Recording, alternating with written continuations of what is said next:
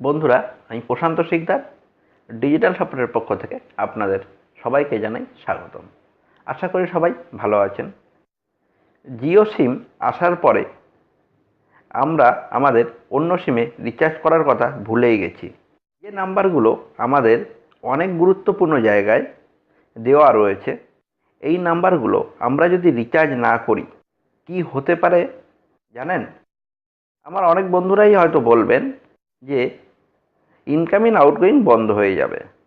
তা আমি বলবো না, এতে আরও অনেক বড় আমাদের ক্ষতি হতে পারে। কি ক্ষতি হতে পারে যদি দেখতে চান তাহলে ভিডিওটা লাস্ট পর্যন্ত দেখুন। আপনি যদি এই চ্যানেলে নতুন হন, চ্যানেলটি সাবস্ক্রাইব করুন।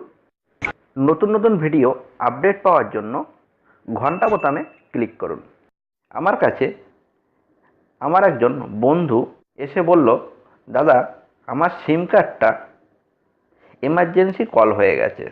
আমি ভাবলাম সিম কার্ডটা খারাপ হয়ে গেছে, আর তা না হলে অনেক পুরনো সিম বলে সিমটা এমার্জেন্সি কল হয়ে রয়েছে।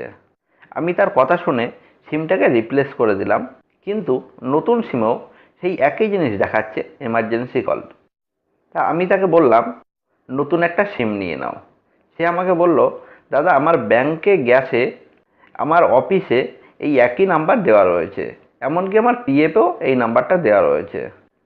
এই নাম্বারটা যে কোনোভাবে আমার প্রয়োজন। আমি আমার হেল্পলাইনে কল করি, সেখানে কল করে আমি আমার নাম্বারটা দিয়ে আমি তাদের জিজ্ঞাসা করি সিমটা কেন বন্ধ হয়েছে। সেখান থেকে আমাকে যে উত্তর দিল, উত্তর শুনে আমার মাথায় হাত। সেখান থেকে আমাকে বলল এই সিম আর কখনোই চালু করা যাবে না। আমি তখন তাকে প্রশ্ন করলাম কেন।